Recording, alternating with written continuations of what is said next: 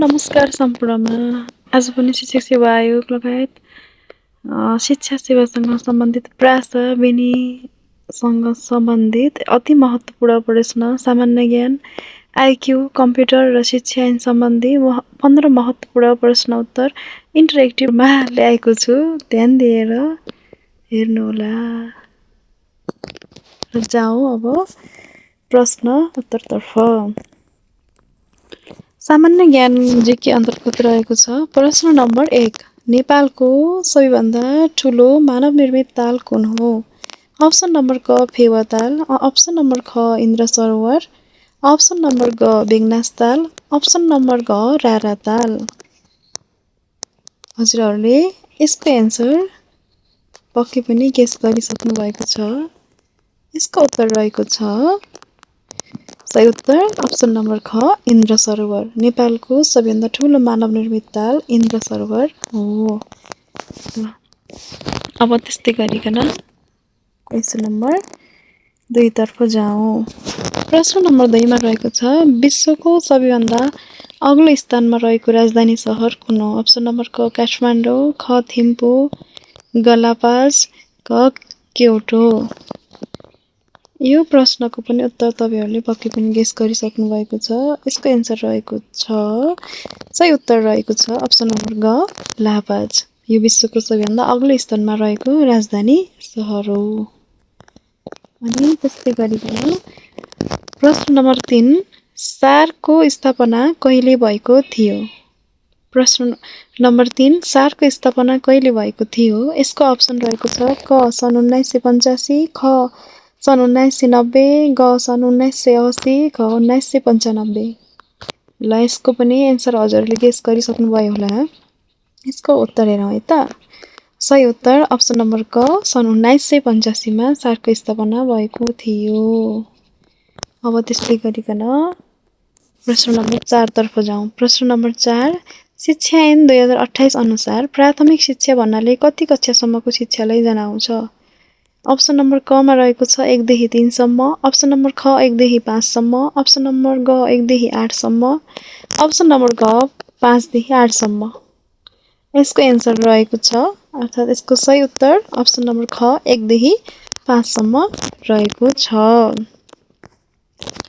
त्यस्तै गरिकन प्रश्न नम्बर 5 विद्यालय व्यवस्थापन समितिको अध्यक्षको पदावधि कति वर्षको हुन्छ? अप्सन नम्बर क 2 वर्ष, अप्सन नम्बर ख 3 वर्ष, अप्सन नम्बर ग 4 वर्ष, अप्सन नम्बर घ 5 वर्ष। पक्कै पनि हजुरहरूले यसको एन्सर गेस गरिसक्नु भयो होला। यसको उत्तर रहेको छ सही उत्तर 3 वर्ष। शिक्षक सेवा आयोग नियमावली 2057 अनुसार शिक्षकको बढुवाका लागि कार्य सम्पादन मूल्याङ्कनबाट कति प्रतिशत अङ्क दिइन्छ? अप्सन नम्बर क रहेको छ 50%, अप्सन नम्बर ख रहेको छ 60%, अप्सन नम्बर ग रहेको छ 75%, घ रहेको छ 35%। यसको एन्सर रहेको छ अप्सन नम्बर घ 35%। शिक्षक सेवा आयोग नियमावली 2057 अनुसार शिक्षकको बढुवाका लागि का समूह मार्फत 35% अङ्क दिइन्छ। अब नेक्स्ट क्वेसन तर्फ जाउँ। अप्सन नम्बर प्रश्न नम्बर 7 भाग 3 कम्प्युटर सम्बन्धित रहेको छ। कम्प्युटरको मस्तिष्क ब्रेन अफ कम्प्युटर भनेर कसलाई चिनिन्छ? अप्सन नम्बर क मोनिटर, अप्सन नम्बर ख र्याम, अप्सन नम्बर ग सीपीयू, अप्सन नम्बर ग हार्ड डिस्क।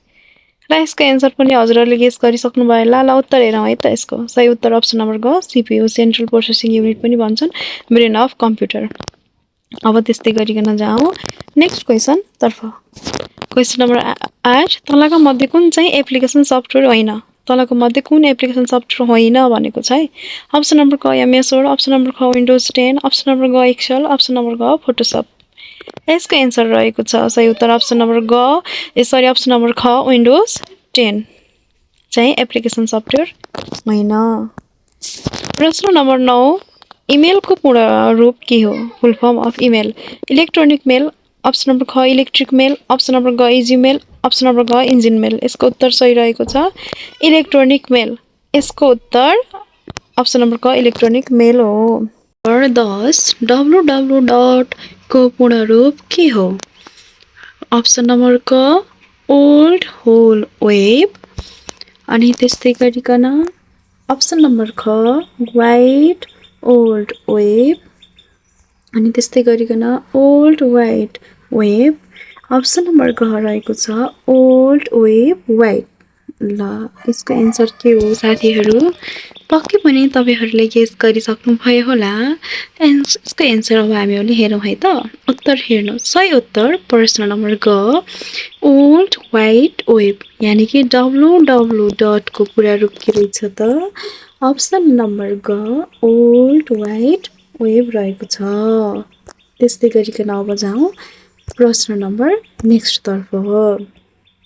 नम्बर 11 अब चाहिँ हामीहरूले बौद्धिक परीक्षण यानि कि आइक्यू टेस्टबाट यो प्रश्न रहेको छ। प्रश्न नम्बर 11 यदि a बराबर 1 b बराबर 2 c बराबर 3 छ भने CAT को मान कति हुन्छ? अब हामीलाई के भनेछ यहाँ चाहिँ मान राख्न भनेको छ है।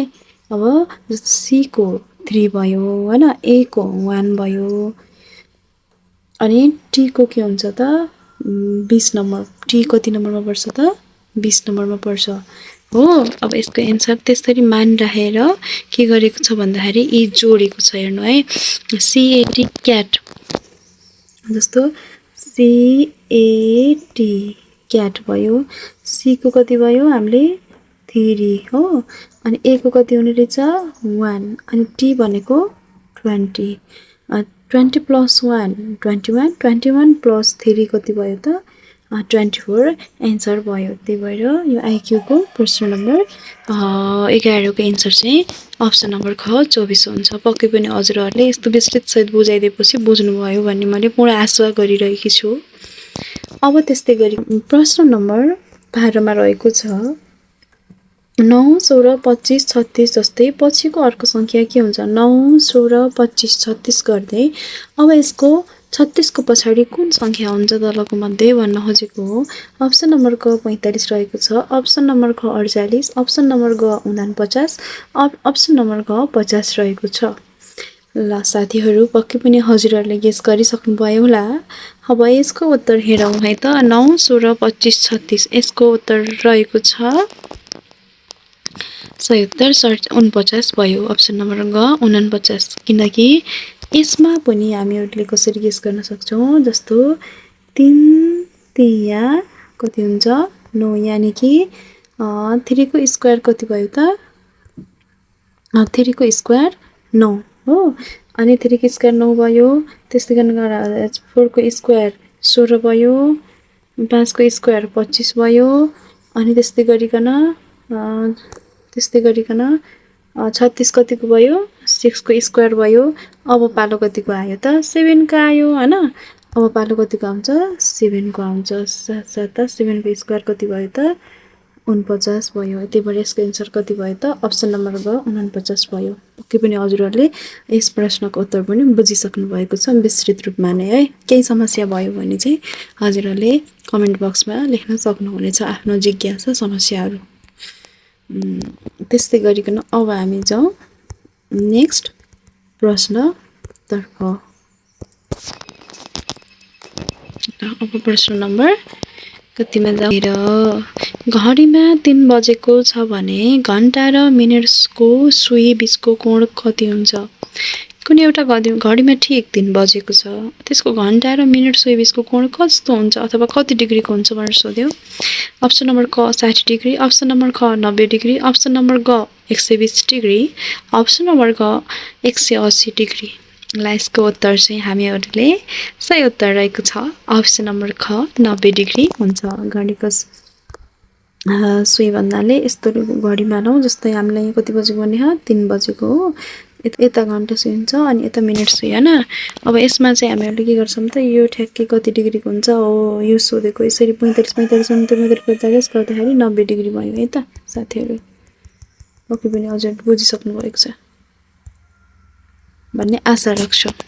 अब जाउँ हामीहरू क्वेशन नम्बर 14 तर्फ। विषम शब्द पहिचान गर्नुहोस्। अप्सन नम्बर क काग, अप्सन नम्बर ख सुगा, अप्सन नम्बर ग परेवा, अप्सन नम्बर ग भ्यागुतो। ल सही उत्तर भ्यागुता, किनकि अरू सबै चरा हुन्, भ्यागुतो चाहिँ चरा होइन। त्यसै कारणले ओड आउट भनेर पनि आउँछ तपाईँहरूलाई। कुन मिल्दैन अथवा नमिल्दो शब्द पहिचान गर्नुहोस् भन्न खोजेको हो।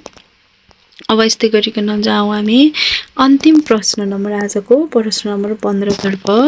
एउटा कक्षामा राम अगाडिबाट 10औं स्थानमा र पछाडिबाट 20औं स्थानमा छ भने कक्षामा जम्मा कति विद्यार्थी छन्? प्रश्न नम्बर 15 को एउटा कक्षामा राम, होइन, एउटा कक्षामा के भन्यो त? राम भन्यो। यसरी लाइन तान्नुपर्छ हामीहरूले सिक्नको लागि। अब राम हामीलाई के भन्यो भन्दाखेरि अगाडिबाट कतिमा रे 10 मा भनौँ, अनि पछाडिबाट फेरि के भन्नु त? 20 मा भनौँ। अब जम्मा विद्यार्थी सङ्ख्या कति छन् त भनेर सोध्यो।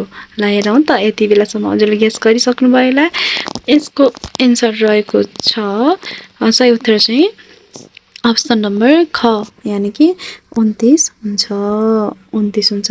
जस्तै हामीले यसमा के गर्ने सर्टकटमा 20 + 10 30 भयो। 30 - 1 गर्नुपर्छ, किनकि एउटै व्यक्ति दुईतिर दोहोऱ्यो, त्यही भएर -1 गरेको। त्यसैले यसमा टोटल 29 भयो। ल साथीहरू, तपाईँहरूलाई मेरो यो सेसन कस्तो लाग्यो? सल्लाह सुझाव प्रतिक्रिया दिन नबिर्सनु होला। फेरि अर्को भिडियो साथ फेरि आउनेछु। हजुरहरूले दिएको यो माया, साथ, सपोर्टलाई विशेष धन्यवाद प्रकट गर्दै हजुरहरूलाई thank you so much every one भन्न चाहन्छु। मेरो यस च्यानललाई सब्सक्राइब गर्न नबिर्सनु होला। यो भिडियोलाई लाइक, कमेन्ट, सेयर गर्नुहोला। यति भयो भने मलाई फेरि अर्को भिडियो ल्याउनमा हौसला मिल्नेछ। धन्यवाद।